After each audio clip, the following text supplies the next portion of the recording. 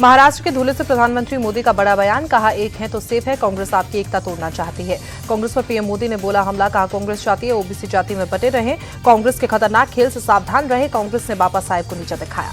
महाराष्ट्र के धुले की रैली में पीएम मोदी का महाविकास आघाड़ी पर बड़ा हमला, कहा कुछ लोगों की राजनीति का आधार लूट है, ये सत्ता में आकर विकास ठप कर देते हैं। महिलाओं के अपमान को लेकर पीएम मोदी ने बोला हमला, कहा एमबीए के लोग महिलाओं को गाली दे रहे हैं, महाराष्ट्र की जनता इन्हें माफ नहीं करेगी।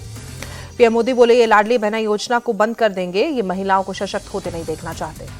पीएम मोदी ने महायुति के वचननामा को शानदार बताया, कहा महायुति के संकल्पों की चर्चा हो रही है। जम्मू कश्मीर को लेकर भी पीएम मोदी ने कांग्रेस पर हमला बोला, कहा जम्मू कश्मीर असेंबली में जो कुछ हुआ वो सबने देखा, ये चाहते हैं कि वहां देश का संविधान लागू ना हो। पीएम मोदी बोले 370 के समर्थन में विधानसभा में बैनर लहराए गए हैं, जम्मू कश्मीर को काटने का कारनामा सबने देखा, कांग्रेस ने जम्मू कश्मीर को मुख्यधारा से अलग किया।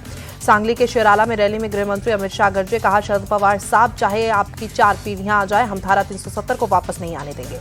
वक्फ बोर्ड संशोधन का बिल को लेकर भी अमित शाह ने कांग्रेस पर हमला बोला, कहा कर्नाटक में वहां के वक्फ बोर्ड ने कई मंदिरों और गांव की जमीन को वक्फ बोर्ड की जमीन घोषित कर दिया।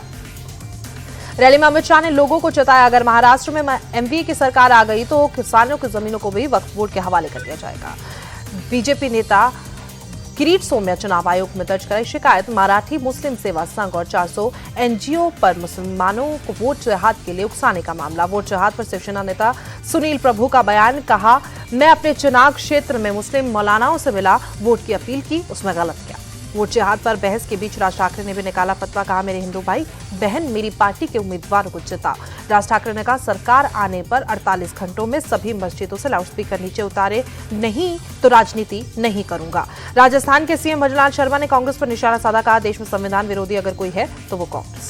धारावी प्रोजेक्ट पर उद्धव ठाकरे के बयान पर महाराष्ट्र के मुख्यमंत्री एकनाथ शिंदे का पलटवार, कहा उन्हें रद्द करने और स्टे देने के अलावा कुछ आता है क्या। वायनाड में चुनाव आयोग का बड़ा एक्शन, राहुल प्रियंका सदा रवैया के फोटो वाले फूड किट जब्त, चुनाव के बीच लोगों के बीच बंटने थे फूड किट। कानपुर में सीसामऊ में सीलिंग पर सियासत गरमाई, समाजवादी पार्टी ने केडीए के एक्शन पर सवाल उठाए, सीसामऊ में 24 अवैध बेसमेंट को किया गया सील। समाजवादी पार्टी ने पूछा सिर्फ विशेष धन के लोगों का ही बेसमेंट क्यों सील हुआ है, उपचुनाव को प्रभावित करने के लिए सीलिंग की कार्रवाई क्यों की गई।